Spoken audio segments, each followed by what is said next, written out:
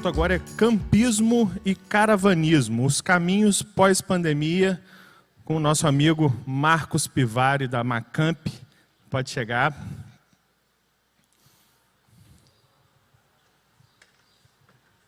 Boa tarde, galera. Se quiser tirar a máscara, ficar mais à vontade. Opa. E o palco do Summit é seu, Marcos. Bem-vindo.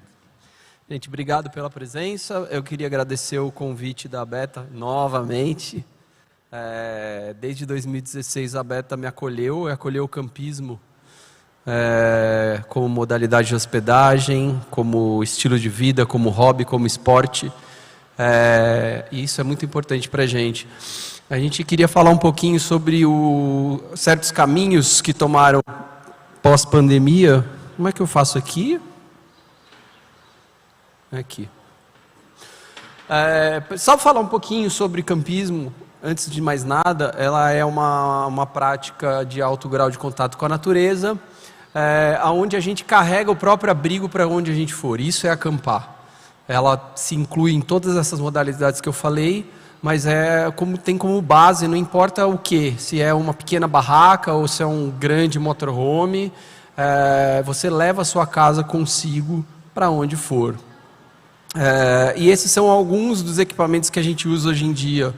Então a gente tem uma pequena barraca, a gente tem as barracas de teto que hoje estão super em alta, e depois a gente entra no que a gente chama de caravanismo. Caravanismo é acampar levando o seu abrigo, só que esse abrigo é sobre rodas. Então ele pode ser uma carreta barraca, ele pode ser um mini trailer, que também é uma cultura que está crescendo bastante no Brasil, que veio dos Estados Unidos. Temos o trailer, que é o rebocado, que é esse que a gente trouxe aqui para a exposição. Temos o motorhome, que é o automotor, e temos a camper, que é o que vai em cima de uma caminhonete, né? Uma célula com tudo ali, com cama, com mesa, com banheiro, com cozinha, onde a gente tem a nossa casa em cima da caçamba da caminhonete. O campismo no Brasil ele já teve um boom. Ele nasceu aí na década de 50. Na década de 50 e 60, muita gente daquela geração acampava, muita gente fazia esse tipo de turismo, e a gente teve um auge aí nas décadas de 70 e 80, até porque naquela época a gente não tinha tantos equipamentos de turismo, né? Pousadas, pequenas pousadas, hostels, agências de viagem. A gente não tinha tantos voos em preços mais populares como hoje em dia. Então o campismo ele era muito querido e uma alternativa muito grande para as pessoas, para as famílias daquela época, né? E a partir da década de 90, a gente começou a ter um declínio exatamente por isso. Algumas questões particulares do campismo, porque quem era envolvido nisso não se modernizou, se acomodou de certa forma ali naquela modalidade mais fixa de hospedagem, em cima dos mensalistas, em cima dos trailers que ficavam como casas de veraneio, de montanha parados ali, estacionados e mais nada. E com a ascensão dessas outras modalidades de hospedagem, né? As pequenas pousadas com café da manhã, você já poderia ir para o litoral, você já tinha um acesso mais fácil aí pelas estradas e tudo mais. A partir dos anos 2000, começou uma ascensão de novo do campismo. E não por causa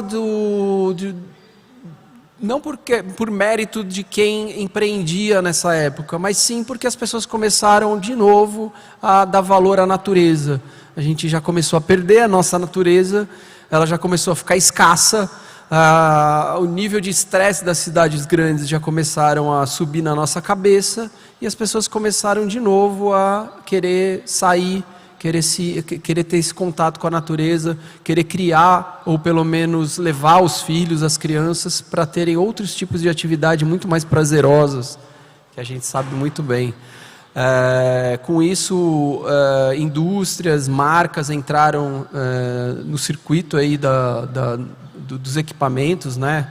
Sei lá, a náutica cresceu muito.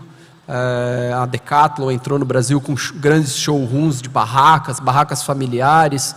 A modalidade de campismo familiar vem crescendo muito. A gente divide o campismo em duas modalidades básicas, de aventura, que é o que é usado como base de pernoite quando o cara vai fazer um trekking, vai fazer uma travessia, ou então o campismo familiar, que é uma forma de lazer de você passar alguns dias, que inclui essa hospedagem, onde você vai procurar uma natureza, ou um clube de campo, ou mais próximo da praia, e essa ascensão vem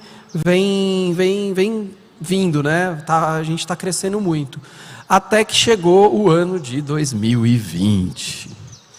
E aí o que vai acontecer, né? Assim como todos vocês que trabalham nesses meios, nesse ramo, a gente ficou se perguntando o que vai acontecer, né?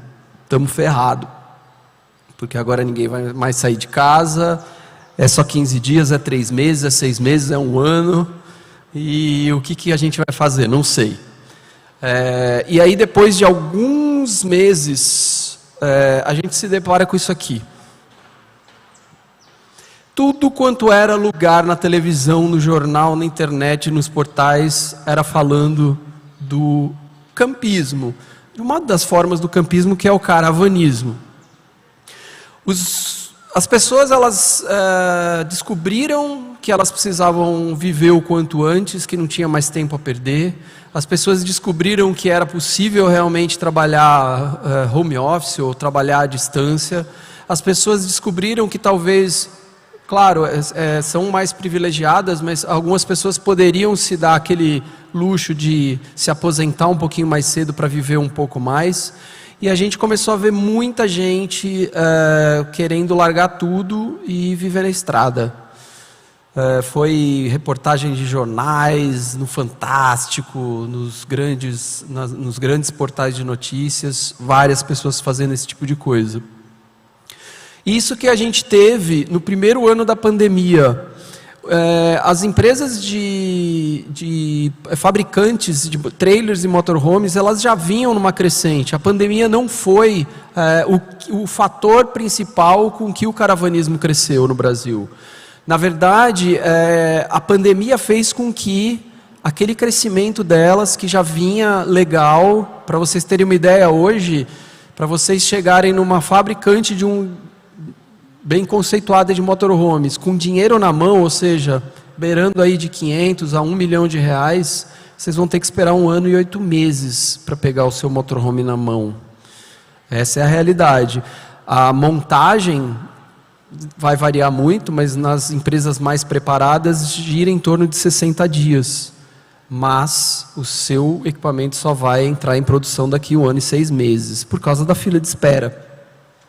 Esse foi o crescimento que a gente teve no ano da pandemia, nos pedidos das empresas e nessas filas de espera, de 100% a 300% de aumento. E o preço também aumentou, tá, gente? Porque eles tentaram regular isso aí, precisamos regular isso de alguma forma. Tem uma demanda enorme, todo mundo querendo, vou aumentar meu preço. Aumenta o preço e continua a galera querendo. Esse é um acampamento que a gente fez em 2019, depois de uma feira que a gente fez de motorhomes em Canela. Isso aqui é São José dos Ausentes, Cânion da Boa Vista.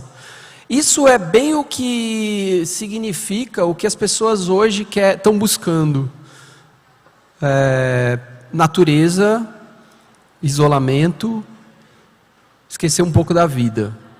Quando as pessoas veem uma imagem dessas, elas falam, eu quero ter um trailer, eu quero um motorhome, eu quero poder trabalhar de onde eu estiver. Ali em cima do trailer tem uma anteninha. Eu estava fazendo um teste ali de um sistema de internet a bordo. E eu consegui, nesse lugar, um sinal de internet. Ali, no caso, eu não estava trabalhando e nem querendo trabalhar.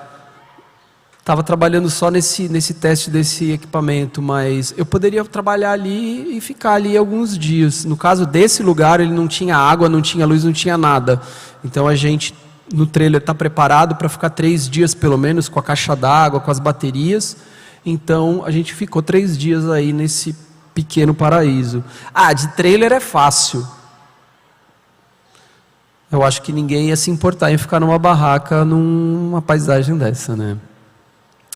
E aí, com tudo isso, gente, a gente trouxe aqui um caso de sucesso de implantação do que a gente chama de pontos de apoio. A gente vai tratar um pouquinho mais sobre o caravanismo hoje, tá? Exatamente porque pelo fato de você levar toda a sua estrutura necessária, ou seja, você tendo água e luz aonde você for, você já tem tudo que você precisa dentro de um trailer, de um motorhome, e essa demanda é que cresceu bastante nesse tempo. A gente começou a fazer um processo de incentivo aos municípios e também aos empreendedores privados a implantarem pontos de apoio. Há muitos anos, e até mesmo em Abeta Summits, a gente já fez algumas palestras envolvendo esse tipo de implantação em empreendimentos de vocês, pousadas, restaurantes, agências que tenham espaço para oferecer. Com pontos de água e luz você pode oferecer um leito de hospedagem. Tupandi é uma cidade que fica a 80 quilômetros de Porto Alegre, e ela simplesmente não tinha turismo. O turismo não existia até junho desse ano. Eu estou falando junho de 2021, não existia turismo nessa cidade. Não tinha nenhum leito de hospedagem, zero. Não tinha nenhum ponto turístico que fosse declaradamente, olha, somos um ponto de interesse de turistas que estão na região. E ali em volta existem várias cidades do Vale do Caí que são cidades turísticas e que eles poderiam muito bem tentar atrair esses turistas para lá. E é exatamente isso que o pessoal da administração atual estava buscando. E eles não tinham nenhuma desses turistas passando por ali. Eles nos procuraram, exatamente até pela presença de um campista, de um caravanista e incentivador dessa modalidade, o Marco Gossler. Ele é proprietário do trailer mais antigo do Brasil, fabricado na final da década de 50, aquela antiga fábrica que fazia coisa de caminhonete, agora Brasinca. Obrigado, Luizão. Vai ganhar aquele Chevette de volta, tá bom? E você pode escolher a cor, eu deixo. A Brasinca, que fazia aquelas caminhonetes modificadas, foi, que a gente tem notícias, a primeira fabricante de trailer no Brasil. E ele, morador da cidade, procurou a Secretaria de Turismo e para fazer essa implantação. A gente foi lá, uma Camp foi lá, dar uma consultoria do que precisa. E a secretária, a Salete, ela ficou bestificada de saber que não precisava de quase nada.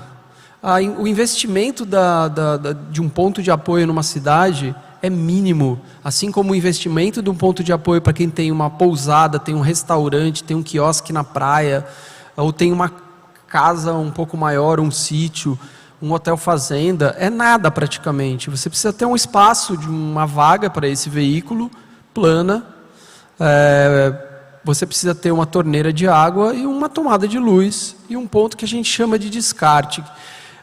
O motorhome ele tem dois tipos de esgoto. Ele tem o esgoto sanitário do vaso sanitário, que ele geralmente é uma caixa fechada, tratada quimicamente, e que dá o poder para a pessoa ficar vários dias sem precisar despejar. Então isso nem é considerado uma questão no ponto de apoio, ele não necessariamente tem que ter um ponto de desova disso aí. E a gente tem o que a gente chama de água servida. Água servida é toda a água que sai da pia, do ralo da pia, da cozinha, do banheiro e do ralo do box de banho. Água e sabão. Então a maioria dos lugares onde está no meio da natureza, tem um gramado, essa água ela pode ser despejada no próprio gramado, no próprio solo, que aquilo permeia ali no solo e some. E aquele esgoto sanitário mesmo, o pesadão, vai ser, se você não tiver um ponto, vai ser destinado no momento certo, em local certo. E aí a gente foi para lá, esse é o nosso trailer, e esse é o trailer do Marco, não é aquele trailer que eu falei, esse é um trailer antigo também, mas que ele possui. E a gente foi lá para coordenar essa iniciativa. Eles prepararam 3 vagas Pô, mas é pouco, né? 3 vagas. 3 vagas. Eles, a partir daí, eles tinham de 3 a 6 leitos de hospedagem. Para quem tinha 0, eu acho que tá legal, né? A implantação desse ponto de apoio demorou 10 dias. Eu não tenho os números de quanto custou isso, mas assim, eles abriram lá atrás, vocês estão vendo um monte de terra, eles abriram aquela vaga ali com um trator da prefeitura, colocaram o chão de bloquetes que a própria prefeitura já coloca na cidade inteira, colocou algumas torneiras e algumas tomadas de luz. E estava implantado o ponto de apoio. Isso é o exemplo de uma caixinha de luz elétrica que você pode ter em qualquer lugar, seja num local privado ou público, e você tem uma torneira. Nesse caso aqui que vocês estão vendo, existe um despejo daquele outro esgoto que eu falei, o esgoto sanitário, por isso que tem essa boca mais larga. A pessoa pode chegar ali e despejar o esgoto também do vaso sanitário ali. E também pode jogar a chamada água servida. Isso é tudo que precisa para implantar um ponto de apoio turístico numa cidade. É um fato. É importante dizer que este ponto de apoio de Tupandi hoje, ele é um ponto de apoio gratuito. Existe um custo para a cidade? Sim, tem um consumo de energia elétrica e água aí envolvidos, mas que traz turismo para a cidade. Então, é óbvio que a gente não vai incentivar que cidades que tenham, por exemplo, já campings implantados, como uma cidade, sei lá, lá no Rio Grande do Sul mesmo, Canela, tem diversos campos, 20 campos, 25 campos, não tem por que fazer uma área de apoio para motorhomes pública, mas é um belo exemplo de você começar a implantar isso. E no primeiro outra coisa muito importante quando você vai fazer uma área pública é estabelecer regras. Essas regras a gente desenvolveu lá para a prefeitura de Tupandi e elas tentam buscar exatamente boas práticas de quem vai passar alguns dias ali.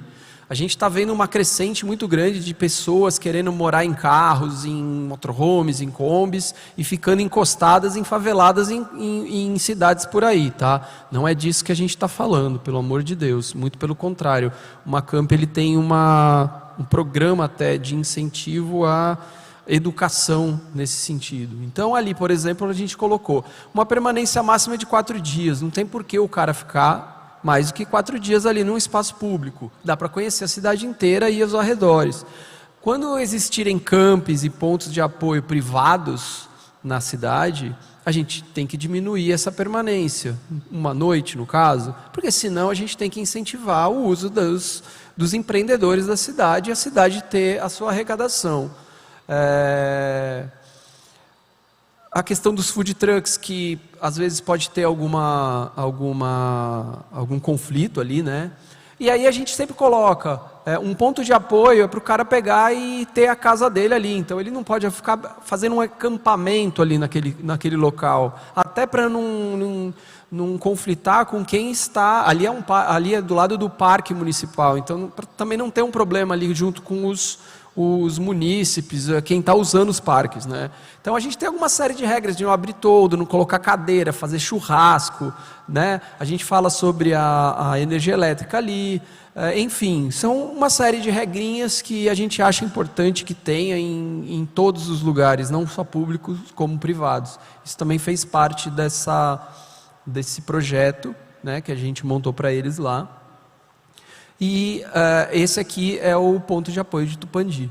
Então a gente tem 3 vagas, sendo uma nessa parte que a gente está vendo embaixo, e mais 2 vagas do lado do pavilhão de esportes deles, onde a gente tem torneiras, tomadas e o ponto de descarte de esgoto, que no caso eles fizeram questão de fazer também, para as pessoas esgotarem também o esgoto do vaso sanitário.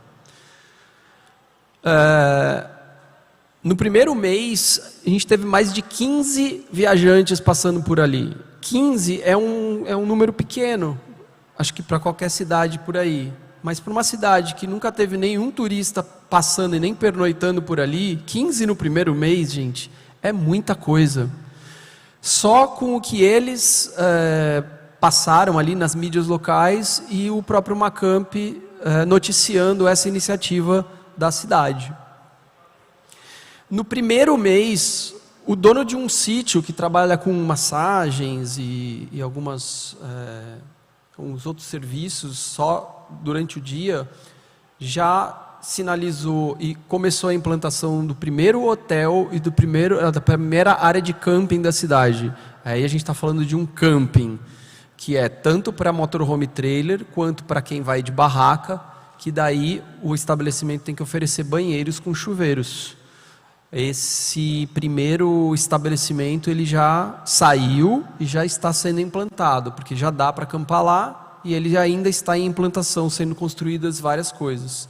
Então, em um mês da implantação dessa iniciativa, Tupandi já tem o primeiro hotel da cidade. Nos primeiros 2 meses, acho que 6 ou 7 pontos da cidade e dos arredores sinalizaram querer estar listado como ponto turístico ali da cidade de Tupandi e região. Então, a gente tem lá uma cervejaria artesanal, um bar, a gente tem essa agrofloresta, que eram todas coisas muito acanhadas, e que agora eles já estão de olho nos turistas que passam pela cidade e região para desenvolver mesmo, para empreender. E no mês de outubro, a gente implantou isso em junho, o negócio rolou em julho, e no mês de outubro aconteceu isso aí. É lógico que esse aí é um campo de futebol, bem do lado da onde seria o ponto de apoio, onde eles organizaram um encontro de caravanistas. Foram 150 equipamentos, cada equipamento com pelo menos um casal, ou casal e mais crianças ou familiares. E é muito comum no meio do caravanismo esses encontros, e eles sempre envolvem algumas coletas de alimentos, alguma ação beneficente. Só que o pessoal quis fazer uma coisa diferente ali. Eles resolveram fazer além das ações beneficentes, que foram 2 grandes lá, teve uma questão cultural bem legal, envolvendo danças folclóricas e tudo, e as crianças. Já tiveram visitas, né, guiadas aí aos primeiros pontos turísticos da cidade. Mas uma coisa muito legal e que a gente gosta sempre de colocar para os empresários e principalmente para o setor público, você implantar um local que não necessariamente precisa ser gratuito, tá? Mas o fato de você às vezes implantar um local gratuito, ele pode trazer muito para a cidade. Então, nesse encontro, os organizadores do encontro procuraram o comércio local e falaram: gente, vai ter um grande encontro aqui, a gente quer que vocês manerem nos preços. E chegaram para as pessoas de outras cidades que iriam participar do encontro e falaram: gente, a gente está com uma campanha de venha com a geladeira vazia. Ou seja, deixa para comprar as coisas aqui, para ajudar o comércio da cidade. Mais do que isso, eles procuraram algumas empresas de equipamentos do setor, placas solares, climatizadores para motorhomes, conseguiram que as empresas doassem esses equipamentos, e eles fizeram um programa de cada R$20 que as pessoas gastavam na cidade, se fossem no supermercado, padaria, bar, eles pegavam o canhotinho lá, o cupom fiscal, e trocavam cada R$20 por um cupom para um sorteio desses produtos. E eles arrecadaram entre 70 e 80 mil reais nos 3 dias de encontro. Eu não sei realmente se isso é uma quantidade grande de grana para um município, mas para uma cidade que não tinha nada, que não tinha nenhum leito de hospedagem, que não tinha nenhum tipo de evento relacionado ao turismo, eu acho que sim, deve representar muita coisa. Porque eles tiveram até como quantificar essa questão de arrecadação, né? A gente fala isso, é muito importante. O setor público ele precisa olhar não só para essas questões de áreas públicas, ou ele precisa implantar mais essa modalidade de hospedagem, que é o campismo e caravanismo, como opção para atrair os turistas para a cidade. E isso vai ter dois grandes benefícios. Primeiro, o empreendedor local em ter mais campo de atividade. E segundo, a arrecadação da cidade, galera. Todo mundo vive de grana e a cidade também precisa arrecadar. E girando esse mercado, o município também vai arrecadar o dela. Então a gente tem aqui o exemplo de ponto de apoio de Tupandi.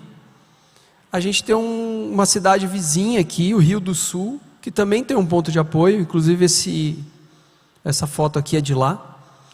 Eu mesmo já utilizei durante uma viagem, cheguei de noite, dormi e fui embora de manhã. Olha lá, uma régua de tomadas, torneira, uma água servida e um local para você pernoitar. Ali é um parque municipal, igual aqui, que por sinal aqui existe um ponto ali de água, de luz, é uma questão mais informal, mas é utilizada, tem trailer ali. Se vocês forem ali por essa porta olhar, tem trailers ali acampando, entre aspas, nesse momento. Aqui a gente tem um exemplo de um ponto de apoio privado. É uma loja de equipamentos de RVs e a qualquer hora do dia ou da noite, nem precisa estar aberta a loja. Você pode chegar e vai ter um totemzinho com tomada, torneira e a área o descarte de água servida. Fizemos não foi no caso dessa foto, nessa foto a gente só passou, mas antes de vir para cá eu fiz um pernoite nesse local. Ou seja, você já está levando a sua casa atrás de você. Você só precisa dessa água e dessa luz e mais nada.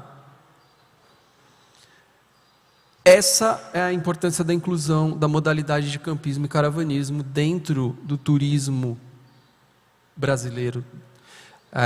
Tem tudo a ver com a nossa área aqui. Tem tudo a ver com a natureza. Tem tudo a ver com uma coisa mais livre.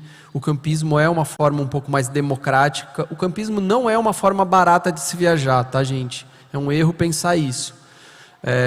Pode ser até mais caro às vezes. Tem cidades, por exemplo, no litoral norte de São Paulo, que é mais caro você pagar uma diária de camping, que você tem que levar sua barraca, você tem que levar sua comida, o seu fogareiro para acampar, do que uma pousada com café da manhã. A diferença é que você está num camping na beira da praia, na beira do mar, na beira do rio, na praia de Tamambuca, em Ubatuba. Ou então você vai ficar numa pousada do outro lado da estrada, bem pequenininha, sem uma vista, Então, assim, é uma questão de escolha, é uma questão de oportunidades dos locais. Então não é uma forma barata de viajar, mas é uma forma democrática, porque a gente pode gastar menos se for preciso, e a gente pode fazer uma interação maior com a natureza, indo para esses lugares. Então aqui a gente só tem um diagraminha de quando a gente tenta incentivar a modalidade de hospedagem de campismo nesses locais, agregando isso no leque de oportunidades. Mas eu já tenho um hotel, eu cobro, sei lá, R$400 a diária, eu vou cobrar R$40 a diária de um camping. Às vezes, proporcionalmente, pode ser mais rentável, porque para você ter um quarto de um hotel, um quarto de uma pousada, você tem que ter um índice de investimento e uma quantidade de manutenção que talvez esse custo aí da diária o lucro não seja tão grande proporcionalmente. Um camping você não precisa de muita coisa, é um banheiro coletivo, serve para todo mundo. Então você tem mais uma modalidade de hospedagem, você está abrangendo todas as classes sociais, inclusive todos os perfis de viajante. Às vezes o cara ele está buscando o camping porque ele gosta e não porque ele não tem dinheiro.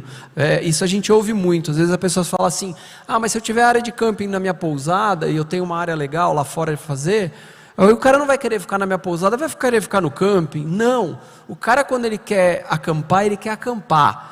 Se ele chega na tua pousada e você não tem área de camping, ele vai buscar outra. No máximo, se estiver muito tarde, ele pode passar uma noite e depois ele vai rapar, ele vai embora, ele não vai ficar.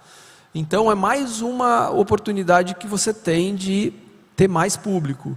O baixo investimento, ou seja, você vai fazer um banheiro com chuveiros, você vai ter uma área plana, geralmente gramada ou de areia na praia, drenada, com uma tomadinha de luz, no caso, se você quiser receber motorhome, com uma torneira de água, e com uma baixa manutenção bem mais baixa do que você tem numa modalidade mais fixa, né?